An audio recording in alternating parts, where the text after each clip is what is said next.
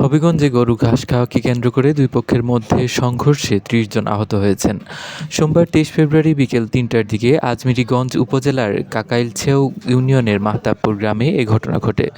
Police ও স্থানীয় সূত্রে জানা যায়, গতকাল রোববার মাহতাবপুর গ্রামের মৃত আলী হায়দরের ছেলে দুলাল মিয়ার একটি গরু একই গ্রামের মৃত নজরুল মিয়ার ছেলে লিটন মিয়ার জমিতে গিয়ে ঘাস খায়। এ ঘটনায় গরু খুঁটিতে বেঁধে রাখাকে কেন্দ্র করে সন্ধ্যায় দুলাল মিয়া ও লিটন মিয়ার মধ্যে বাকবিতণ্ডা হয়। এর জেরে আজ দুপুরে উভয় পক্ষের লোকজন সংঘর্ষে জড়িয়ে পড়ে। সংঘর্ষে ৩০ জন আহত হয়। আহতদের উপজেলা স্বাস্থ্য কমপ্লেক্স সহ বিভিন্ন হাসপাতালে ভর্তি করা হয়েছে। এ প্রসঙ্গে আজমিরীগঞ্জ থানার ভারপ্রাপ্ত কর্মকর্তা মোহাম্মদ আকবর হোসেন বলেন, গরুকে খুঁটিতে বেঁধে রাখা নিয়ে বিরোধের জেরেই সংঘর্ষের সূত্রপাত হয়েছে বলে প্রাথমিকভাবে জানা গেছে। বর্তমানে পরিস্থিতি স্বাভাবিক রয়েছে এবং এ ঘটনায় প্রয়োজনীয় আইনানুগ ব্যবস্থা গ্রহণের প্রস্তুতি চলছে।